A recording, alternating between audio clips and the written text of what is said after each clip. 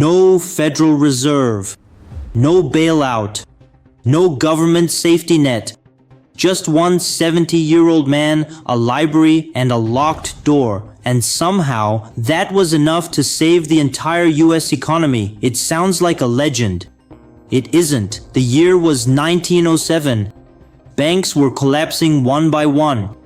Depositors were sprinting to pull their savings out before it was too late. Trust companies, the safe institutions of the era, were bleeding money by the hour. Wall Street was in free fall, and nobody in Washington had the power or the plan to stop it. So a 70-year-old man decided he would. His name was J.P. Morgan. Not a president, not a government official, just a private citizen, the most powerful banker in the country. Morgan summoned the biggest names in American finance to his personal library on Madison Avenue. Bank presidents, trust company executives, the men whose decisions could make or break the entire economy. Then he locked the doors, literally. He told them nobody was leaving until they had a plan. While the room buzzed with fear, arguments, and sleepless tension, Morgan sat calmly in his chair, reading a book, playing solitaire, barely reacting. The room needed a solution. Morgan gave them silence and pressure instead. Eventually, cornered and desperate, the bankers did the only thing left to do. They pooled their own money, millions of dollars committed on the spot to prop up the failing institutions and stop the bleeding. It worked. The panic stopped. The banks survived. The economy stabilized. One man, one room, one locked door, and America avoided total collapse.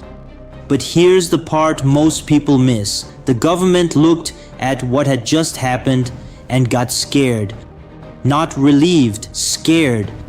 Because the entire financial system had just been saved by the willpower of one aging billionaire who happened to be in the right place with the right money at the right moment. What happens next time when there's no Morgan? That question terrified lawmakers enough to act. 6 years later, in 1913, they created the Federal Reserve, a permanent system designed to do what Morgan did in 1907, except automatically, structurally, without needing a hero. No more hoping a rich man walks into a room and saves everyone. Build a system that doesn't rely on luck. And that's the real lesson hiding inside this story. One that has nothing to do with banking and everything to do with your own money.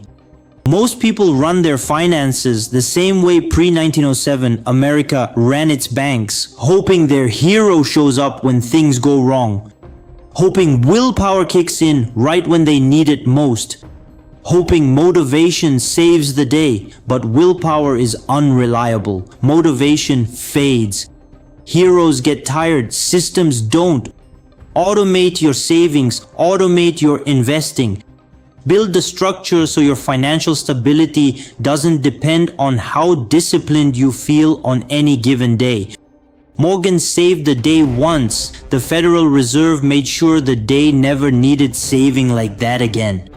Your finances deserve the same upgrade. Stop waiting for a hero. Build the system.